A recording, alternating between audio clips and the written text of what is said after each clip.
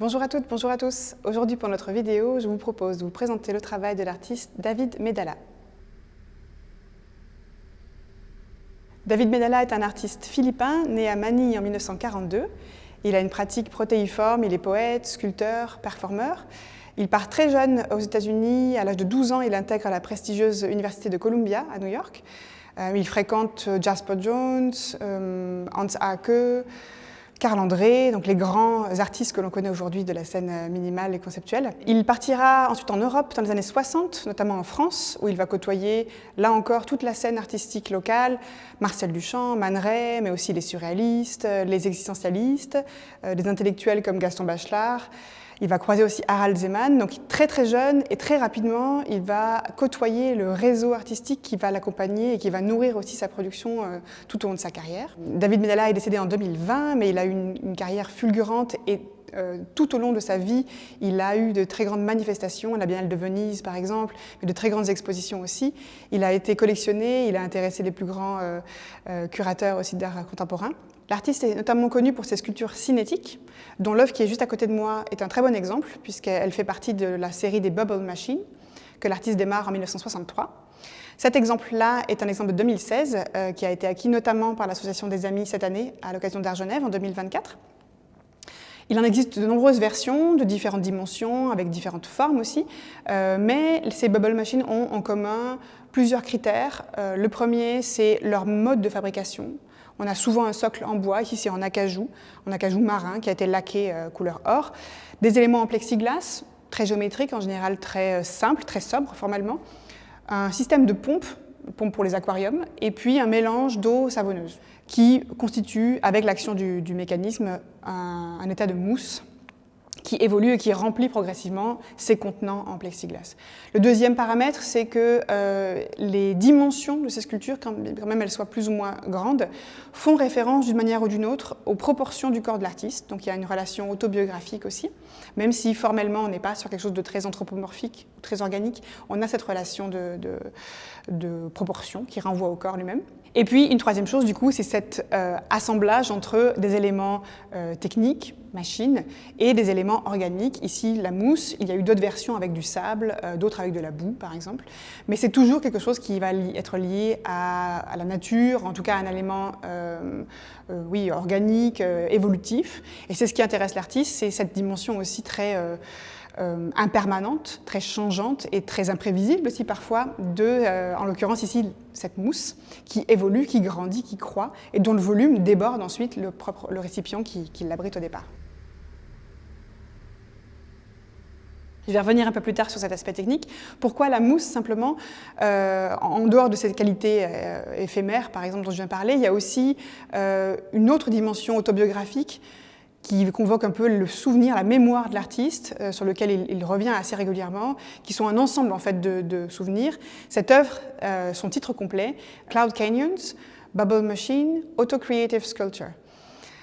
Donc il y a cette dimension de canyon et de nuages dans cette seconde partie du titre, et c'est un des premiers souvenirs, c'est un survol, alors les nuages de Philippines, mais aussi le survol des États-Unis en avion, et où il voit pour la première fois ces immenses étendues, donc ce canyon en l'occurrence, et ces gros nuages au-dessus.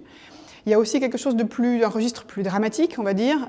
Quand il quitte les Philippines, David Maidala est dans un contexte de grande tension politique sur place, notamment avec le Japon, et il a ce souvenir terrible d'un soldat japonais qui agonise devant lui et dont sort des bulles en fait, de la plaie qu'il a, des bulles de sang.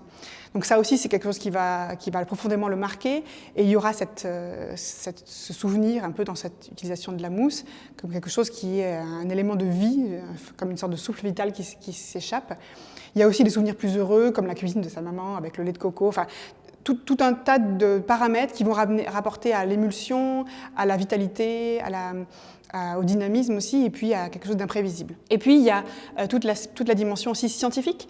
David Maidala, son papa, est scientifique. Il va croiser sur sa route, lors de ses voyages, de grands noms de la physique, par exemple, américaine, ou des biologistes, et ça va imprégner aussi très fortement sa conception de l'art sur la relation au vivant, mais aussi à l'énergie. Il dira notamment de cette évolution de la mousse qui remplit et qui progressivement se déploie hors de la structure, que ça lui rappelle aussi une manière de matérialiser le vivant et l'énergie, de donner une vie aussi à cette structure inerte qui est le coffrage en plexiglas et en bois. La mousse, par ailleurs, c'est aussi un élément perturbateur pour cette structure. On est quand même dans les années 1960.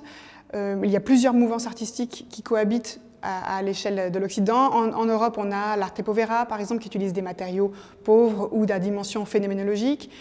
Aux États-Unis, on a l'art minimal, l'art conceptuel, donc quelque chose de très rigide, lié à l'industrie, qui essaie de nier un peu la main de celui qui fabrique. Et on a cette question de la performance aussi qui vient d'émerger, la question de l'éphémère bien sûr, mais aussi de l'immatériel. Lucie Lippard va sortir cet ouvrage emblématique de la dématérialisation de l'œuvre d'art. Elle voudra d'ailleurs utiliser une des images de David Medalla comme couverture de son ouvrage. Donc il y a tout un ensemble de références qui peuvent aussi donner une lecture de ces formes-là, et qui peuvent avoir imprégné l'artiste pour la création de ces volumes. Et puis, la mousse, si on y réfléchit bien, ça peut faire référence aussi à d'autres pratiques artistiques, comme celle de Michel Blazy, l'artiste français Michel Blazy, qui utilise beaucoup de matières organiques périssables pour constituer esthétiquement aussi ces environnements, ces installations. Dans le titre, je vous ai parlé de Cloud Canyon, mais il y a aussi Auto-Creative Sculpture. C'est peut-être, pourquoi pas, une référence en complète opposition à celle de Gustav Metzger, qui dans les années 60 publie aussi son manifeste sur l'autodestructive sculpture, l'art autodestructif. Ici, on est sur quelque chose qui évolue, qui prend vie en fait, devant nous comme un organisme en fait, indépendant et qui va déborder et s'approprier cet espace rigide qui est la sculpture minimale orthogonale comme celle-ci. Et puis, il y a une question de relation au temps aussi. On observe cette sculpture évoluer. On est dans un espace ici qui est un peu le sanctuaire de l'art minimal, de l'art conceptuel. Cette sculpture est en plein milieu de cet espace. Elle est délibérément choisie par la conservation du musée et installée ici pour raisonner avec justement ces codes minimaux et conceptuels auxquels elle adhère et en même temps elle déroge. Donc elle adhère par ce vocabulaire formel très simple initial et elle y déroge avec justement l'intégration de cet élément qui va déborder de manière imprévisible, aléatoire un peu. Et puis on a cette relation au temps. De la même manière qu'on peut avoir une relation post-minimale avec le travail de Rachid Harin qui est juste derrière nous, ici on a une relation post-minimale puisqu'on est intégré le corps du visiteur, l'observation, le temps qui passe pour apprécier vraiment ce qui va changer, cette mousse qui va gonfler, déborder et puis choir ensuite de manière plus ou moins rapide, plus ou moins lente, plus ou moins imprévisible.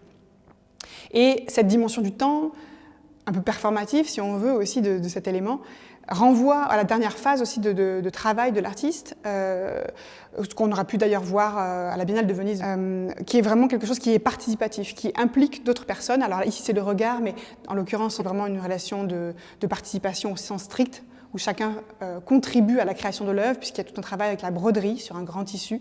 Donc c'est collaboratif et participatif, et ça fait œuvre. Et cette dimension-là, elle est complètement imbriquée dès le départ, en fait, dès les années 60 pour l'artiste, dans la question du phénomène et dans l'observation. Le temps qu'on accorde à la sculpture, à son évolution, c'est en fait une implication et une participation du regardeur.